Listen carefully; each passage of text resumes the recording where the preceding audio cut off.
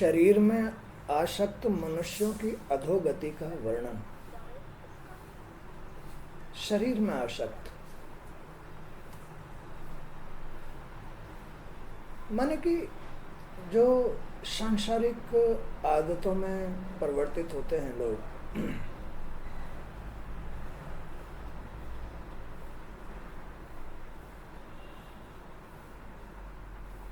उनकी अधोगति माने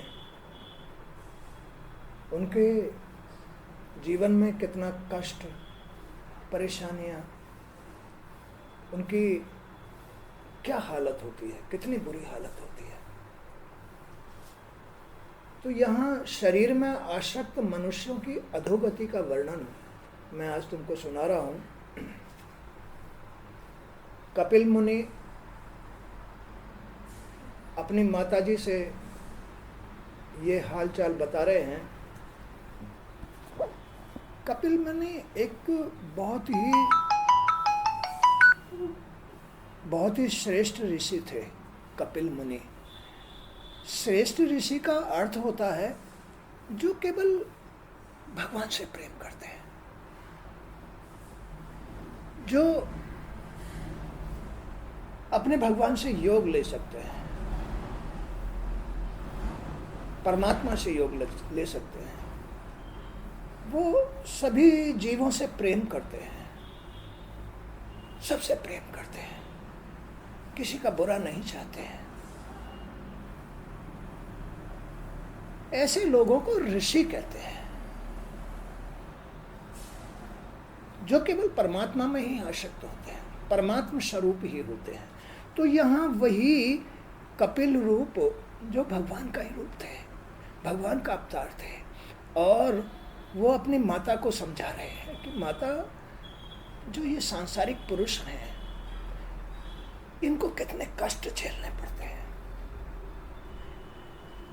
इनकी कितनी बुरी हालत होती है, क्योंकि ये शरीर में आसक्त होते हैं, ये संसार में आसक्त होते हैं। इस शरीर में आसक्ति ही संसार में आसक्ति है।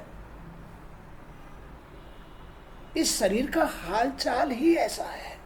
इसको तो धोना पड़ता है, इसको तो मांजना पड़ता है, इसको तो नित्य प्रतिदिन सत्संग सुनाना पड़ता है, तब जाके इसकी साफ सफाई हो पाती है। और ये तो रोज का काम है।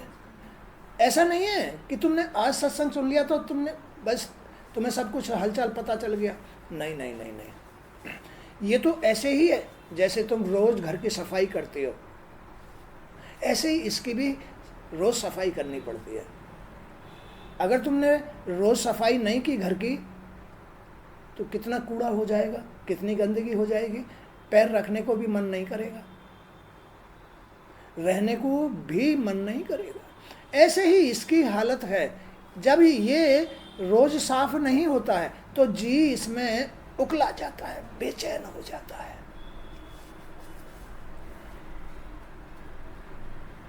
क्योंकि जी तो ईश्वर का अंश है, वो तो आत्मा है, वो तो पवित्र है। बेचारा इसकी गंदगी में फंस गया है। अब जाए तो जाए कहाँ? भगवान ने जब घर ही अपना ये दिया है, तो इसमें से निकल कर किसी के घर में कैसे चला जाए? अपने घर में रहना पड़ेगा। या तो इसको साफ करने का ज्ञान पैदा करो कि भाई ये सफाई करने से तुम्हारा मन लगेगा, इसमें इसको साफ रखने से तुम्हारा जी पवित्र रहेगा। अगर तुम इसको साफ नहीं करोगे रोज, तो ये मैला का मैला हो जाएगा। तो कपिल देव जी अपनी माता को ये सब सुना रहे हैं कि जिस प्रकार वायु के द्वारा उड़ाए जाने वाला मेघ समूह उसके प्रबल वेग को नहीं जान पाता। किसके प्रबल वेग को? वायु के वेग को। बादल आसमान में जब बरसने के काबिल होते हैं, तब वायु का वेग आता है और उसे उड़ा के ले जाता है। ऐसे ही इस जी की बात है।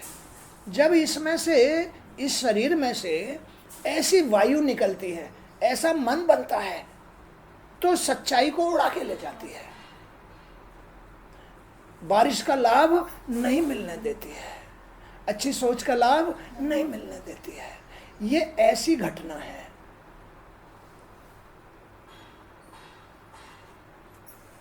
उसी प्रकार ये जीव भी काल के प्रबल वेग को नहीं जान पाता है। ये जो जीव है, काल, यही काल पैदा कर रहा है, और ये जो शरीर है, संसार है, यही आदमी की मुक्ति पैदा करता है। दोनों चीज, ये शरीर संसार ही पैदा करता है, काल भी और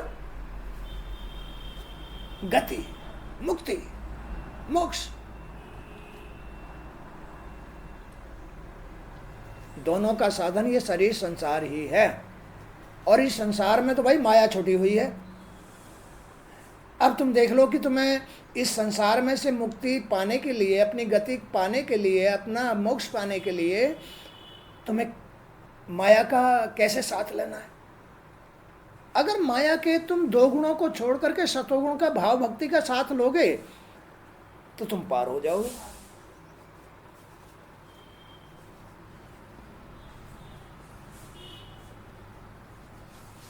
तो उसी प्रकार ये जीव भी काल के प्रबल वेग को नहीं जान पाता। क्यों नहीं जान पाता?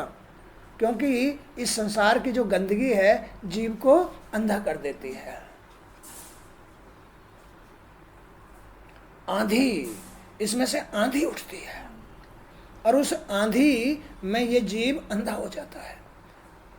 इसके काल के वेग को नहीं समझ पाता कि ये मुझे डसने के लिए आ रहा है, ये जो आंधी है मुझे उड़ा के ले जाने के लिए आ रही है, मुझे रुकने नहीं देगी, स्थिर नहीं रहने देगी।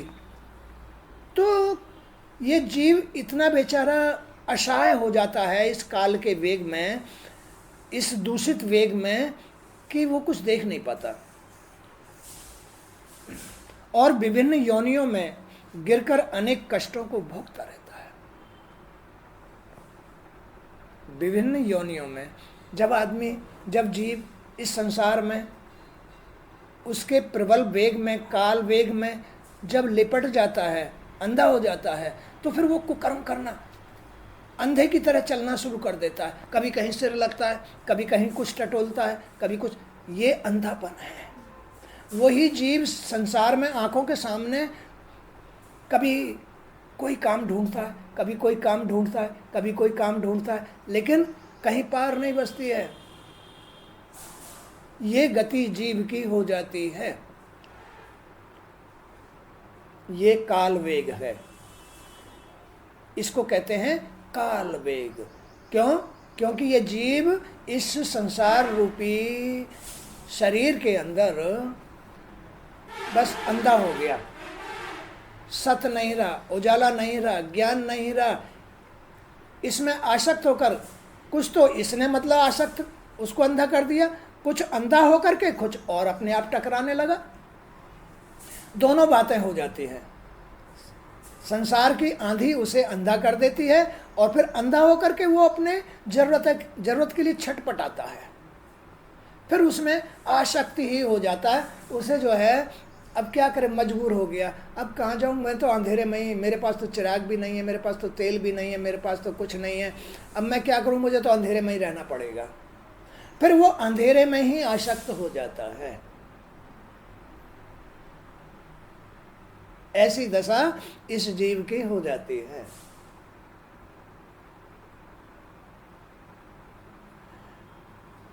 क्यों भाई, आज जो तुमको ज्ञान सुनने को मिल रहा है, क्या पहले ये ज्ञान था? नहीं था।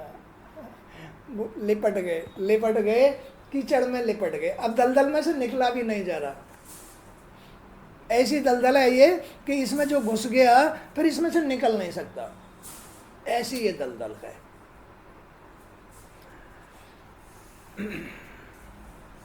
और विभिन्न योनियों में गिर करके अनेक कष्टों को भोगता रहता है। कभी डंडे खाता है, तो कभी बेचारा कहीं घाव हो जाता है, तो कभी कोई कुछ हो जाता है, कभी कुछ होता है, भोगता रहता है।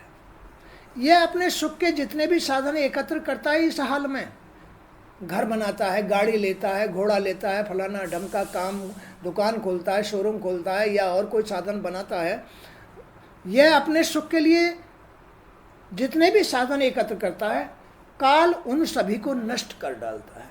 काल, ये जो गति है, कौन सी गति? जीव की शरीर में आसक्ति, अंधा हो जाना, ये काल गति है। जीव का संसार में आसक्त हो जाना,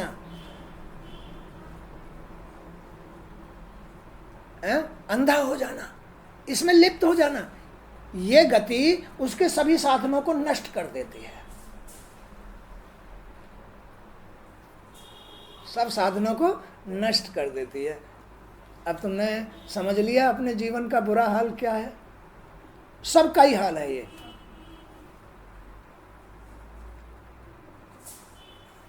तो ये अपने सुख के जितने भी साधन एकत्र करता है, काल उन सभी को नष्ट कर डालता है।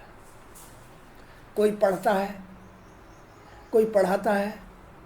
पढ़ने वाला ये तैयारी कर रहा है कि मैं कहीं नौकरी पर लग जाऊंगा तो मौज उड़ाऊंगा। नहीं, अगर वो इस संसार में आसक्त हो गया तो मौज नहीं उड़ा सकता। अगर इस संसार की गंदगी से बच गया तो मौज ले सकता है, आनंद ले सकता है। और संसार में, अब संसार में तो सबको फंसना पड़ता है, नहीं तो माँ बाप जो है ना उससे कहेंगे कि इसका कहीं ईमान भ्रष्ट हो गया है, इसने कहीं अपना जो है किसी को चुन लिया है, फलाना ढमका, बहुत तरह के उसको ऐब लगाते हैं। फिर गांव वाले लगाते हैं, इधर लोग बाग लगाते हैं, क्योंकि उनको तो ज्ञान नहीं होता, वो तो अंधे हुए पड़े हैं।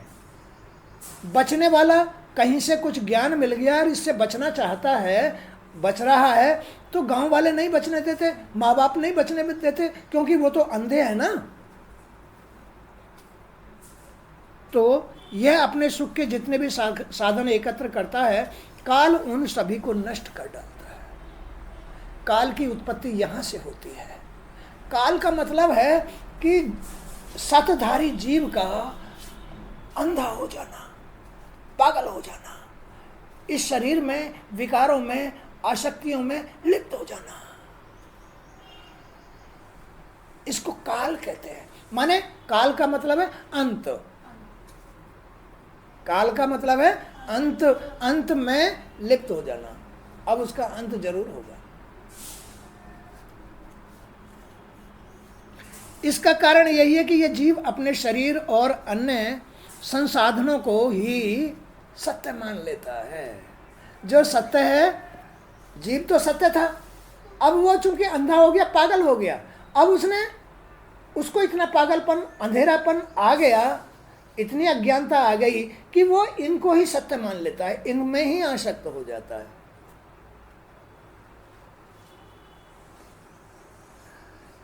यह जिस योनि में भी जन्म लेता है उसी में इसे ऐसी प्रवृत्ति मिलती है, चाहे वो स्त्री, चाहे वो पुरुष, चाहे वो कुत्ता, बिल्ली, पक्षी, वृक्ष, पशु, कोई भी योनि हो। ये जिस भी योनि में जाएगा बस ऐसे ही इन चीज़ों में ही आसक्त हो जाएगा, इनको ही आनंद मानेगा, इनको ही सत्य मानेगा, इनको ही ईश्वर मानेगा, बस इनमें ही ईश्वर है। ये ईश्वर नहीं है, ये काल है। ईश्वर तो वो था, लेकिन इस संसार के वेग ने उसको ऐसा बना दिया।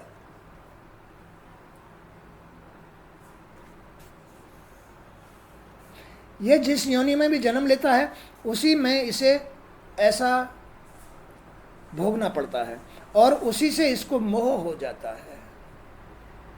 उसी से ही, उसी जीवन में ही उन्हीं चीज़ों से मोह हो जाता है। यह उस योनि को छोड़ना अब नहीं चाहता, अब नहीं छोड़ना चाहता, क्योंकि पागल हो गया। अब उन आदतों को छोड़ना नहीं चाहता, अब उन बुराइयों को, उस गंदगी में रहना नहीं छोड़ना चाहता, अब उनमें मोह हो गया, अब तो वो बिल्कुल अंधा हो गया। अब तो ये जो आंखें हैं ना, जो सामने आंखें हैं, ये भी अंधी हो गई। मनुष्य योनि में भी यह अपनी स्त्री, पुत्र, माता पिता, बंधु बांधव के सुख दुख के मोह में उलझा रहता है। मनुष्य योनि में कैसे उलझ जाता है? किसकी देन है ये? इस काल की देन है। काल ने अब सत्य जीव को बांध लिया अपने चंगुल में, और वो अपने शत्रुओं का साथ लेकर के अहंकार का, लोभ का, स्वार्थ का, विषयों का, मद का, इनका साथ लेकर के, इनके साथ का मतलब है मोह। इनका साथ लेकर के मोह में मनुष्य भी इन शत्रुओं का साथ लेकर के मोह में बस इनको ही सत्य मान लेता है और इनमें ही लिप्त हो जाता है। ये काल की गति है, ये है काल की महिमा। ये भगवान की महिमा नहीं, ये काल की महिमा है। ये मनुष्य के कर्मों की महिमा है कि वो काल के चंगुल में कैसे फंस जाता है। ये मनुष्य के कर्मों की महिमा है कि वो काल के चंगुल में कैसे घूमता है। उसका मूल है इस संसार के अंदर जो ये वायु का वेग, वायु का वेग माने इस संसार, इस शरीर की जो खूबी है उसका वेग ऐसा है जीव को अंधा कर देता है, सत्य नहीं छोड़ता। ऐसा है इस शरीर का वेग। और वो तो बड़ा सूरमा होता है जो इस शरीर के वेग को सहन कर जाता है, सूरमा होता है।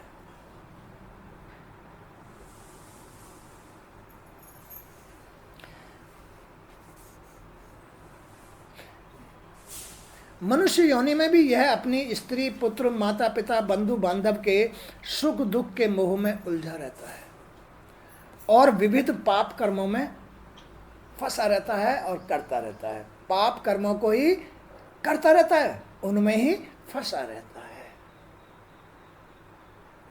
ऐसी है ये मनुष्य योनि काल के अधीन। काल के अधीन, काल चला रहा है अब इसे, अब नहीं निकलने देगा। माने कि पापों से मुक्त नहीं होने देगा, माने कि जन्म मरण से मुक्त नहीं होने देगा, माने कुकर्मों से तुम्हें दूर नहीं जाने देगा। कुकर्म करते रहो, मरते रहो और जन्म लेते रहो। ये काल का वेग है, इसको कहते हैं काल। यह अपने स्वार्थ के लिए चोरी भी करता है। अब चूंकि अंधा हो गया ना, इसको ज्ञान नहीं रहा, अब ये अपने स्वार्थ के लिए, अपनी पूर्ति के लिए चोरी भी करेगा, झूठ भी बोलेगा, कहीं ना कहीं कुकर्म भी करेगा अपने स्वार्थ के लिए, और हिंसा करने से भी परहेज नहीं करेगा। किसी को मार भी सकता है, गोली भी मार सकता है, कुछ भी कर सकता है अपने स्वार्थ के लिए, क्योंकि अंधा हो गया। अब अपनी पूर्ति नहीं हो पाएगी इससे, क्योंकि पूर्ति तो वो चीज़ कर रही थी, कौन सी? आत्मा, सच्चाई, जीव की सच्चाई पूर्ति करती है। अब आदमी भाव भक्ति क्यों करता है? केवल अपने जीवन में सुख पाने के लिए, आनंद पाने के लिए, कि भाई वो फंस गया है, अब तो भगवान की शरण में भाव भक्ति कर लो। अपनी सच्चाई को वापस लाने के लिए वो भाव भक्ति करता है, क्योंकि वो तो रजोगुण और तमोगुण में चला गया है, काल के चंगुल में फंस गया है।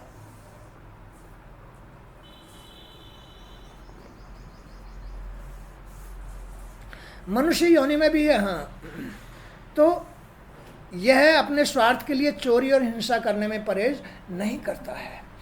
क्षणिक सफलता को ही यह सुख मान लेता है। वो बहुत बड़ा काम कर लिया, थोड़ी सी, हाँ, थोड़ा सा कहीं से 2 पैसे आ गए, बस मेरा बहुत बड़ा काम कर आया भाई आज हमारे पास में, उसे काल यूं ही ले जाता है। ये काल की गति है। तुम 1 लाख कमा के लाओ, रोज घर में हिसाब लगाओ, ब्याज पे पैसा दो, काल मिनट में ले जाएगा। काल मिनट में ले जाएगा, मिनट नहीं लगने देगा। लेकिन सच्चाई, सच्ची आत्मा से कमाया हुआ धन कहीं नहीं जाएगा।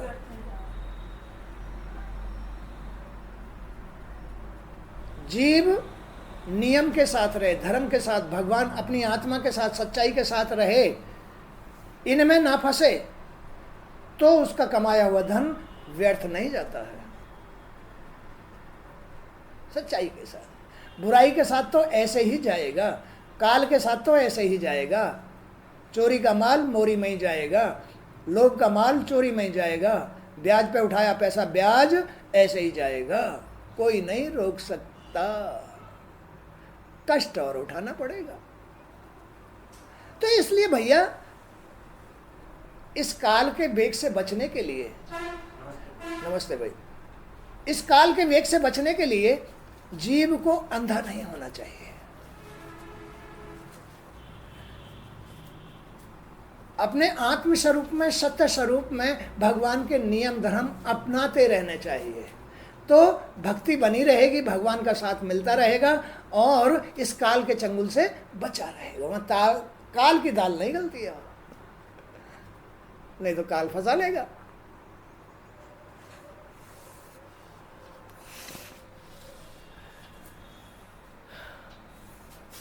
तो वो क्षणिक सफलता को ही यह सुख मान लेता है और अभावों की स्थिति में भगवान और संसार को अपशब्द कहकर पाप का भागी और बनता है ना।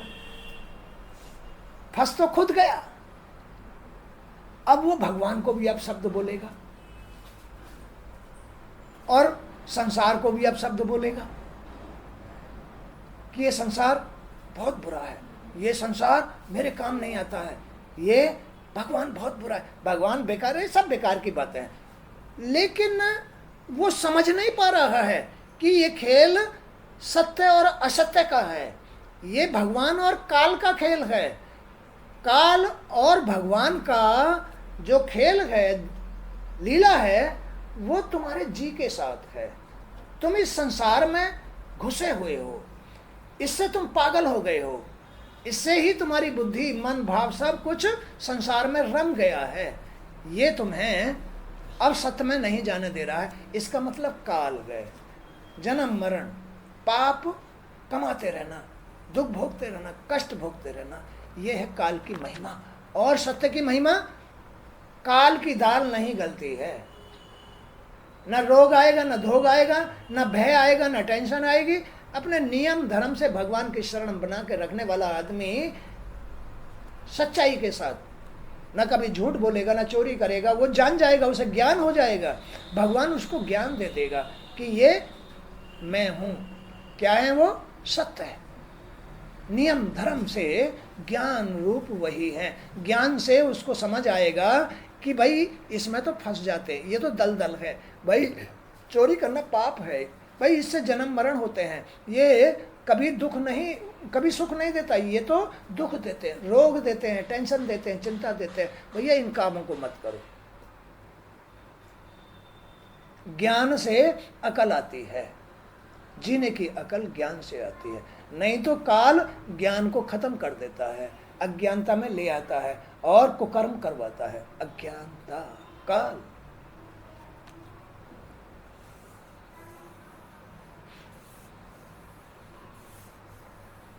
जब यह अपने परिवार का पालन पोषण करने में असमर्थ रहता है तो इसके परिवार के लोग इसे बूढ़ा बैल मान करके इसकी उपेक्षा करते हैं। ये न कमावे न कुछ करे, पड़ा उसकी कदर करनी और उस जीव की कदर करनी और छोड़ देते हैं।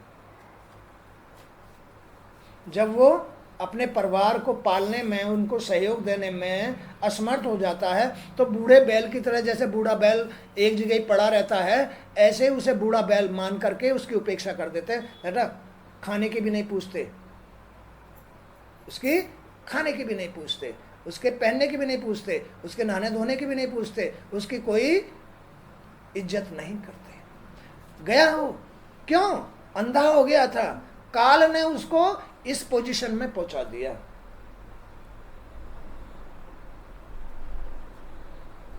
काल उसको इस पोजीशन में पहुंचा देता है। और जो आदमी भगवान की शरण में रहता है, नियम धर्म और ज्ञान के साथ रहता है, बुढ़ापे में भी भगवान का रूप बन करके मस्त रहता है। बूढ़ा बैल क्यों बनेगा? बूढ़ा बैल नहीं बनेगा, क्योंकि भगवान का साथ मिल रहा है।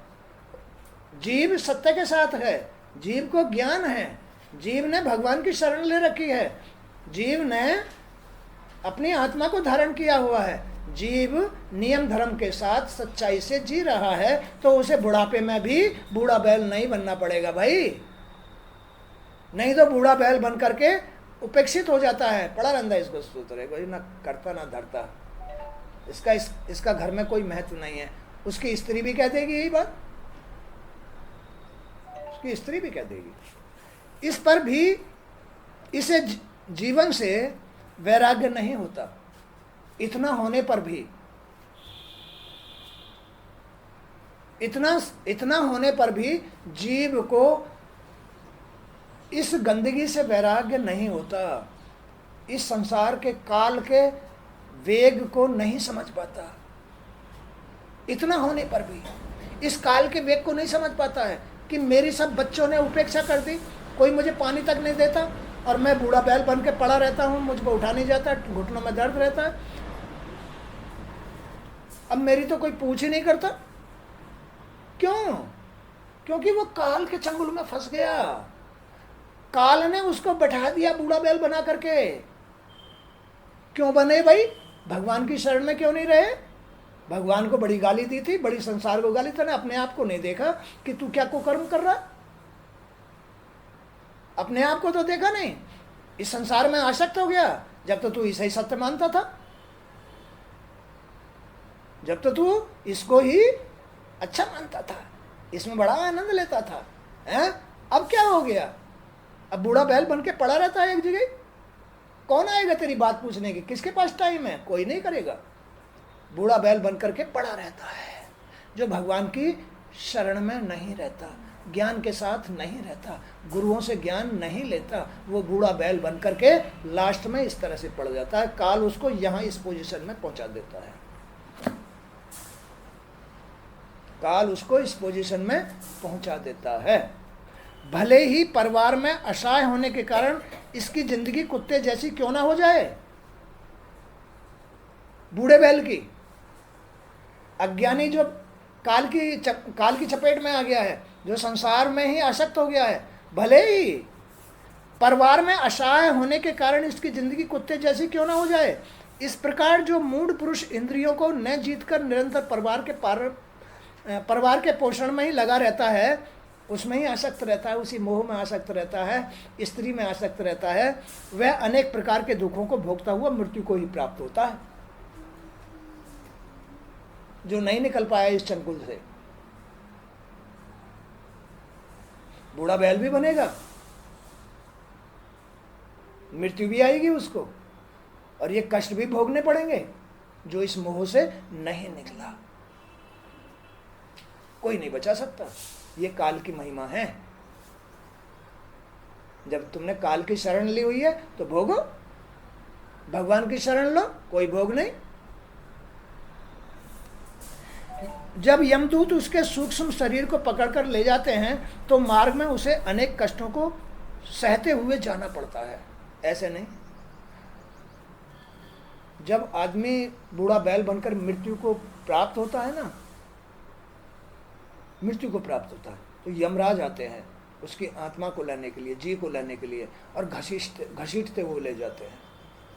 पानी भी नहीं देते रास्ते में, उसको पानी भी नहीं देते, कहीं कांटों में खींच के ले जा रहे हैं, कहीं तपती बालू में खींचते हुए ले जा रहे हैं, कभी ऊपर से ही इधर उधर झटकते हैं, पटकते हैं, डंडे लगाते हैं, बड़ी बुरी दशा करते हैं यमराज के दूत।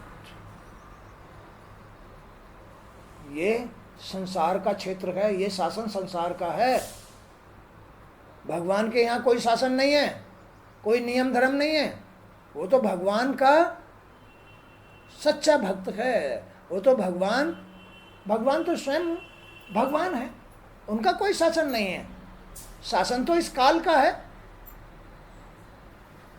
इनके ही कर्मचारी हैं। तरह तरह की यातनाएं उसे दी जाती हैं, उसे चलने में असमर्थ जानकर अथवा उसे थका हुआ देखकर भी वे उस पर दया नहीं करते। किस पर? जीव पर। जो काल की चपेट में आया हुआ था। कोई दया नहीं है, कोई बख्शिश नहीं है ऐसे आदमी पर जिसको मृत्यु आई है। यमलोक का मार्ग 99,000 योजन लंबा है। 99,000 योजन, कोश, 99,000 कोश लंबा मार्ग है। 99,000, 99,000 थोड़े नहीं होते। 1,000 कोश, 2,000 कोश, 99,000 कोश। इतने लंबे सफर में क्या उसको प्यास नहीं लगेगी? क्या वो थकेगा नहीं? लेकिन कोई बख्शिश नहीं है उसको। तो भैया ये जो मार्ग है, ये जो जीवन है, इसके दो पहलू हैं, काल, भगवान। काल, वो काल में क्यों, काल के चंगुल में क्यों फंस गया? पागल होकर बस संसार में आसक्त होकर के कर्म करने लगा, मोह में लिप्त होकर के कर्म करने लगा, मोह में लिप्त होकर के कर्म करने लगा। तो ये गति ही उसके काल की गति है। अब वो झूठ भी बोलेगा, अब वो चोरी भी करेगा, अब वो विषय भी करेगा, अब वो क्रोध भी करेगा, लोभ भी करेगा। ये शत्रु इसको अब नहीं निकलने देंगे। ये शत्रु ही ये कुकर्म कराते हैं। लोभ, स्वार्थ, ईर्ष्या, भेदभाव, छल कपट, ये जीव के शत्रु बन जाते हैं। ये शत्रु ही इस जीव से ये कुकर्म कराते हैं। जीव से ये शत्रु ही कुकर्म कराते हैं। झूठ बुलवाना, चोरी करवाना, विषय कराना, ये कराना, मोह पैदा कर देते हैं उसके अंदर, माने उसको बांध देते हैं। ये काल का शासन है। ये है काल का शासन इस जीवन में, शरीर के साथ। लेकिन इससे तो देख लो बड़ी कुगति होती है। बूढ़ा बैल बन गया, बुढ़ापा आ गया तो फिर उसकी कोई इज्जत नहीं। और भाई सारे जीवन मतलब जो है वो कुकर्म करता रहा, कहीं झूठ बोलेगा, कहीं पाप करेगा, कहीं कुछ करेगा, कहीं कुछ करेगा, उसमें उसको जो है सजा मिलेगी। काल सजा देता है। तो ये ऐसा क्षेत्र है, संसार का क्षेत्र, जो जी इस संसार में फंस जाता है। उसको निकलने के लिए काल रास्ता नहीं देता है। ऐसा शासन है काल का। इससे तो केवल वही आदमी निकल सकता है जिसको जीवन जीते जीते ज्ञान आ जाए और भगवान शरण चला जाए। तुरंत तुरंत भगवान की शरण में चला जाए, गुरुओं से दीक्षा ले, शिक्षा ले, उनका आशीर्वाद ले, दुआ ले और उनसे ज्ञान लेकर के भगवान की शरण में चला जाए। तब तो इस काल के चंगुल से छुटकारा मिल सकता है, अन्यथा नहीं मिलेगा। इस बात का जो ध्यान रखता है बस वही इस काल से बच पाता है, अन्यथा नहीं बचेगा, कोई भी नहीं बचेगा।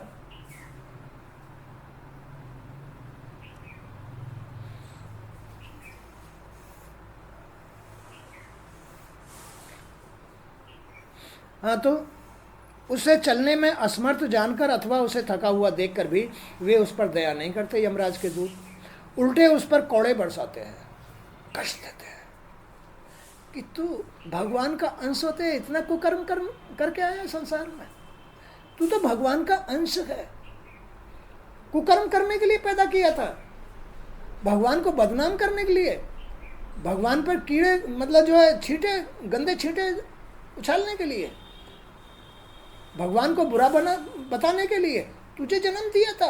ये कुकर्म करने के लिए जन्म दिया था, हैं? अज्ञानी बनने के लिए जन्म दिया था, या तुझे मुक्त होने के लिए जन्म दिया था? यमराज कोड़े लगाते हैं।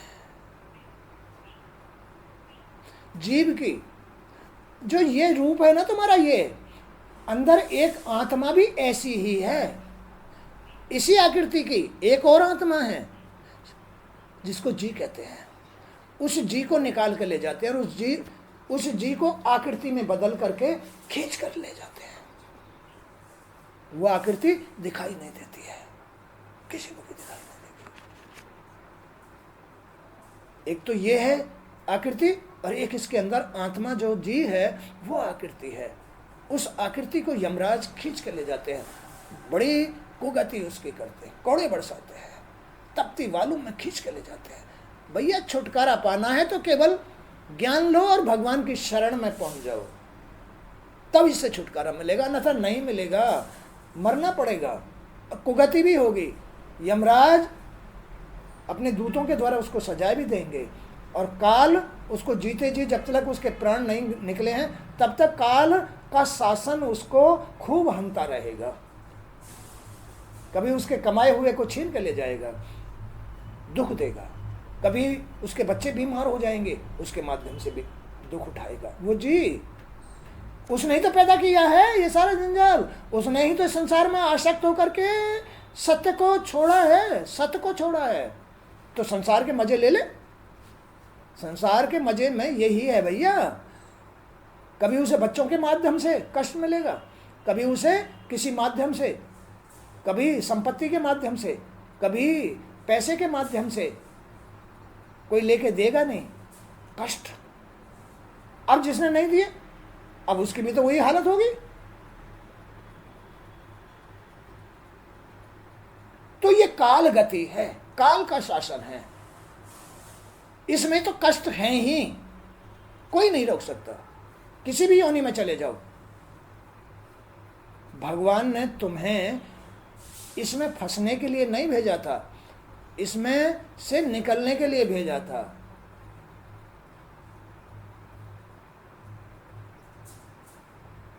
निकल जाओगे, अब भी निकल जाओगे, अब भी मौका है तो बच जाओगे, अन्यथा कोई रास्ता नहीं है, कोई रास्ता नहीं है। तो यमलोक का मार्ग 99,000 योजन लंबा है। इतने लंबे मार्ग में उसे तरह तरह की नरकीय यातनाओं को देते हुए यमपुरी ले जाया जाता है। सांप बिच्छू उसे डसते हैं रास्ते में, उसे खौलते तेल के कढ़ाई में डाला जाता है, उसके शरीर के मांस को गिद्ध और भयानक कुत्ते नोच नोच कर खाते हैं। ये शरीर तो यहीं रह जाता है, ढांचा हाड़ मांस का, एक और जीव आत्मा है अंदर, उसको शरीर में बदल लिया जाता है, तब उसको खोलते पानी में ये वो, तब उसको सजा मिलती है। खेल यहीं समाप्त नहीं हो जाता है।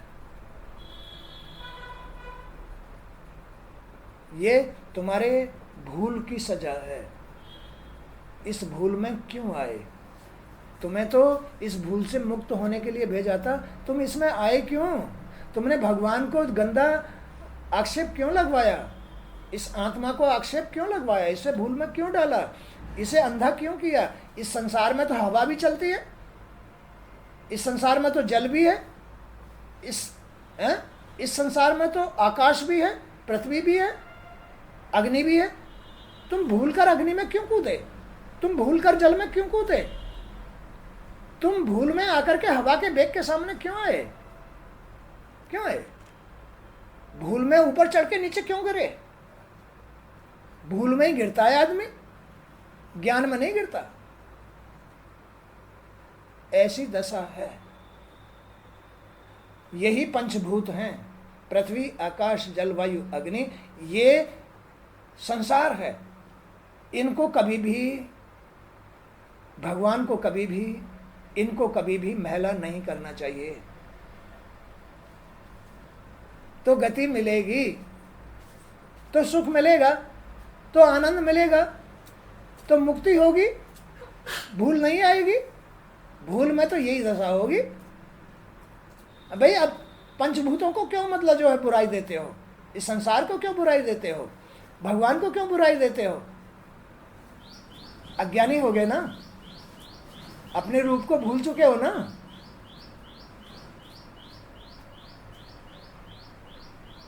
अब क्या होता है? उसके शरीर के मांस को गिद्ध और भयानक कुत्ते नोच नोच कर खाते हैं। उसे पर्वत शिखर से कटीले झाड़ झंकाड़ों में गिराया जाता है। उसे विष्ठा और मल आदि खिलाया जाता है। उस जीव को ले खा खा। तुम्हें पता है, सब जानते हैं, जीव जी महिला होकर के, स्त्री तो संसार का रूप है, स्त्री के साथ वो कुकर्म करता है, स्त्री को वीर्य पिलाता है। ओहो, स्त्री को यानी मल त्यागने जैसे स्थानों में भी कुकर्म करता है।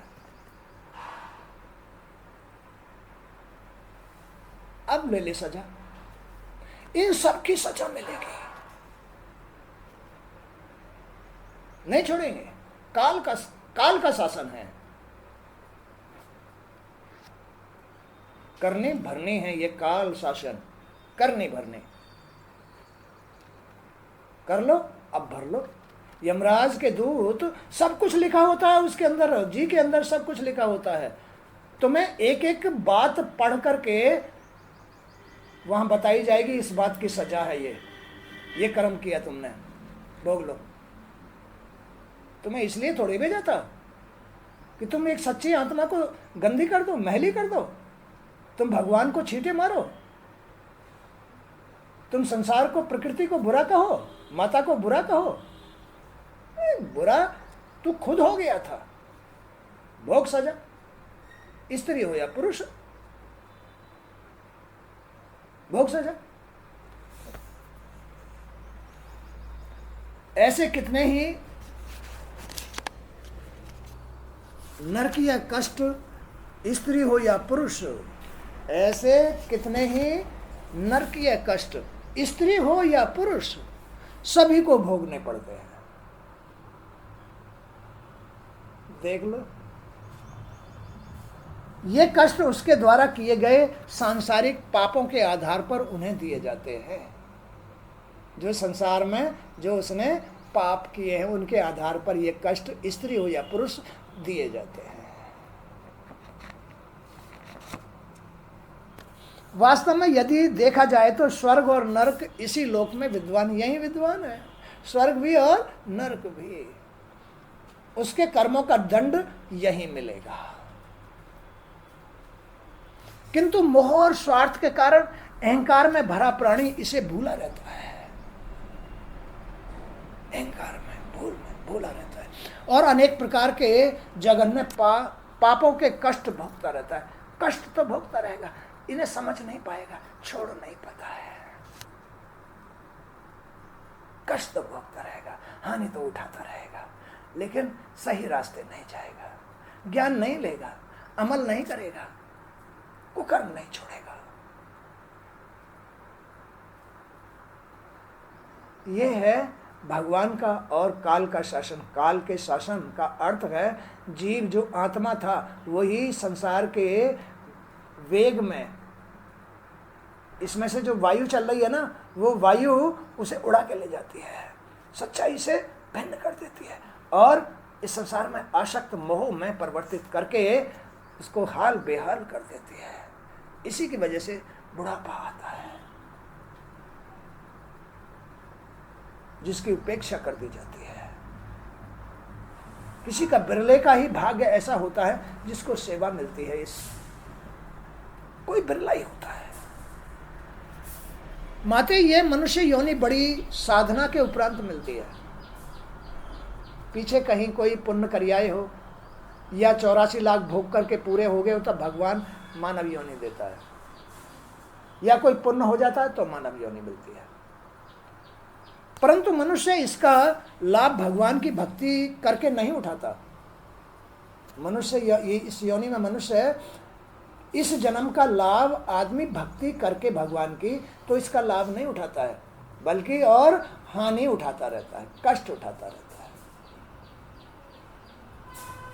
यदि वह चाहे तो भगवान श्री हरि की भक्ति करके अपने नरकी जीवन को वह स्वर्ग, आनंद और मोक्ष में परिवर्तित कर सकता है, परंतु उसका स्वार्थ, उसका लोभ, उसका मोह आदि उसे अपने परिवार तक ही सीमित रखता है, भगवान तक जाने नहीं देता है।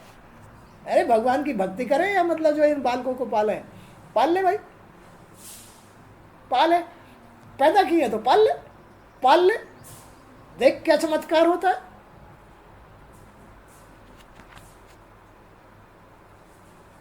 देख क्या चमत्कार होता है। तेने खेती बोई है तो काटेगा भी तू ही, कांटे भी तुझे ही लगेंगे, और फिर भाई इन कांटों के फलों को भी तू ही खाएगा।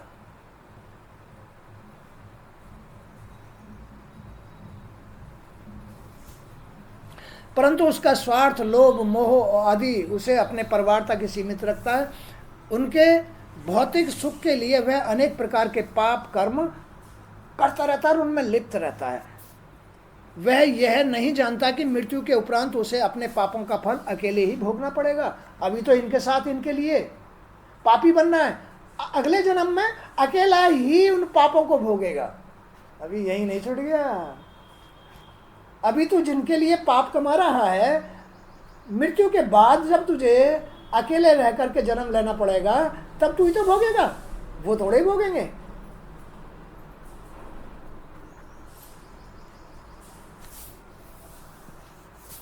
कोई परिजन उसके पापों का फल भोगने के लिए उसके साथ नहीं आता है। आज हमारे पूर्वज, हम यहाँ हैं, उनको जल भी नहीं पहुंचा सकते, जल भी नहीं दे सकते, रोटी के टुकड़े की तो चले क्या। जो हमारे परिवारजन हैं, हमें उनके नाम भी पता नहीं है, उनको कभी खाना, वस्त्र आदि कभी कुछ देते हैं? कुछ नहीं देते, अकेले ही भोगना पड़ेगा। वो भी अकेले भोग रहे हैं सब, और तुम भी अकेले भोगोगे, सब अकेले अकेले भोगते हैं। ये काल का शासन है। कोई परिजन उसके पापों का फल भोगने के लिए उसके साथ नहीं आता, फिर भी वह नहीं समझ पाता और पाप कर्म करना नहीं छोड़ पाता, फिर भी नहीं समझ पाता है।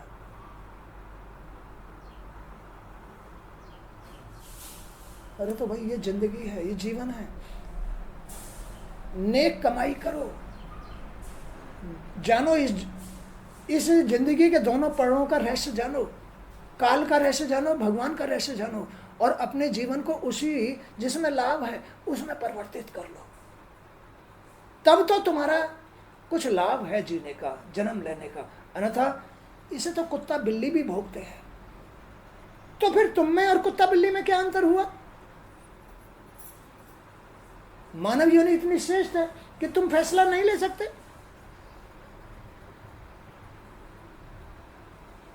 इसलिए अपने ज्ञान को, अपनी आत्मा को कभी भी दूषित मत करो। अपने ज्ञान को, अपनी आत्मा को कभी दूषित मत करो। अपने भगवान पे, अपने गुरु पे, अपनी माता पे कभी छींटे मत मारो कि यही गलत है, यही गलत है। अरे गलत तो खुद है, जी खुद गलत होता है, तभी तो वो गलती में फंसा हुआ है, और गलती करके तब वो इन दुखों में, कष्टों को भोग रहा है, गलती में पड़ करके। अगर गलती से निकल सकता है तो निकल ले बंदे,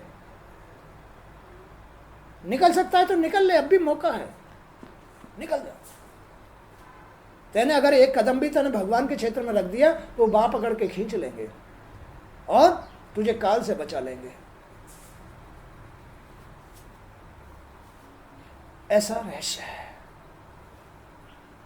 इसलिए बच्चों, भूल में अपनी कुगति मत करो, भगवान की शरण में रहो, भगवान की कथा सुनो, ज्ञान सुनो, अपनी आत्मा को दूषित मत करो। इस संसार के जो, अब तुम आंधी चलती है उसमें धूल नहीं उड़ती है क्या? उड़ती है, नहीं उड़ती? तो उस धूल का अर्थ ही तुम्हारे जी की गंदगी है। वो जी तो मैला हो गई होगा। तो इस तरह से इस गंदगी से बचो, भगवान की शरण रहो, गुरुओं की शरण जाकर के इस जीवन का रहस्य समझो, और समझ करके भगवान की भक्ति अपने मन में, माने भक्ति कहाँ, मन की भक्ति है, मन को संभालना है, मन को साधना है, इसका नाम भक्ति है। मन संभल गया, मन की साधना कर ली तो जी आत्मा में बदल रहा, जी फिर काल के अधीन नहीं आएगा, भूल में नहीं आएगा, अज्ञानता में नहीं आएगा, सत्य में रहेगा, ज्ञान में रहेगा, और समझेगा कि हम क्या कर रहे हैं, पाप कर रहे हैं या सत्कर्म कर रहे हैं। ज्ञान में समझ पाएगा, अज्ञानता में कभी भी नहीं समझ पाएगा। इस तरह से अपना जीवन चेंज करो। आज का सत्संग यहीं तक। जय श्री कृष्ण। गुरुदेव वासुदेव आपकी जय।